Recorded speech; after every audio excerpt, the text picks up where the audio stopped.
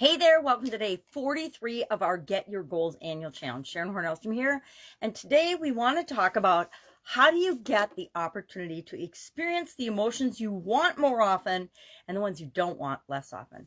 Well, there's a tool I learned from an author by the name of Lynn Grabhorn, who's since left Earth now. She's not alive anymore, but she wrote a book called Excuse Me, Your Life is Waiting. And there's a companion workbook that goes along with that. And following my sudden cardiac arrest, a coach and mentor of mine by the name of Jim Edwards, he's an internet marketing guy, copywriter. If you've not heard of him, I highly recommend him.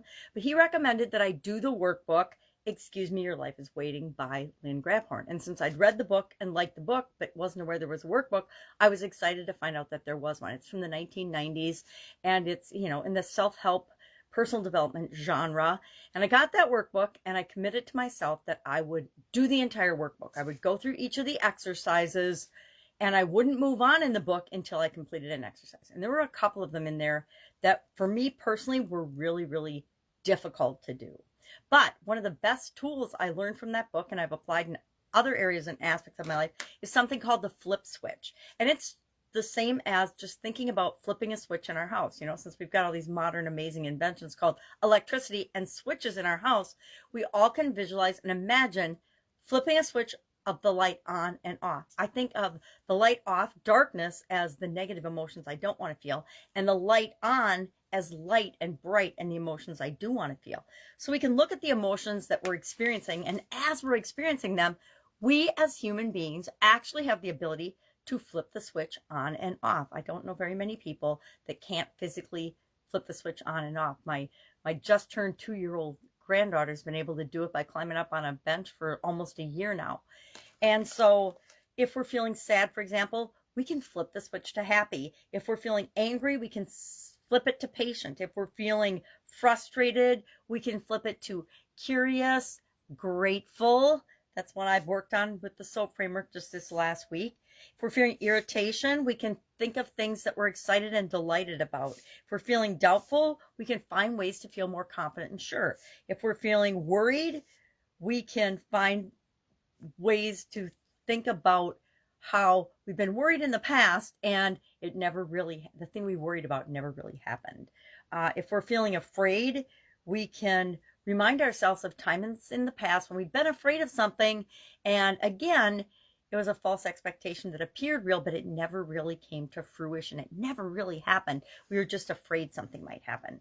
And so the magic in getting and feeling more of what we want is by focusing and spending our time and energy in the feelings that we want. So the more time we spend happy, the more happy we'll feel. The more time we spend in a positive emotional framework or mindset, the more positive we'll feel. And the absolute reverse is true as well. If we're focusing on negative, if we're focusing on things that we don't like, if we're focusing on things that we don't want, we keep creating and attracting more of those into our life. So what do we want to do? We want to focus on the things we don't want. And we're going to use a tool. It's really a visualization tool to flip that switch. Because as soon as I flip that switch in my mind, I let go of the negative and I automatically open up at least to neutral or the possibility of the positive things coming into my awareness. So what's our action item today? We are simply going to pay attention to how we're feeling today. Now, I'm kind of on top of the world and excited today because I just had a brand new granddaughter this morning.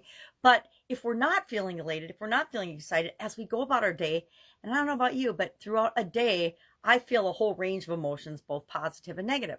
So I want to catch myself when I'm feeling a negative emotion, and then want to, in my mind, flip that switch to a more positive thing, something that feels better. Remember the emotional guidance system? We're always just reaching for a slightly better feeling, and it might not seem like it's a better feeling, but it actually is less, it's higher up on the vibrational scale, so it makes us feel better, and that's what we always want to be doing. Again, the trick is to pay attention to how does it make you feel.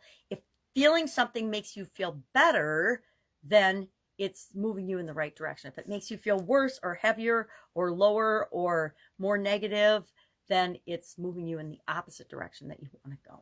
Any questions? Hit me up. Otherwise, I will be with you tomorrow. Have an amazing day.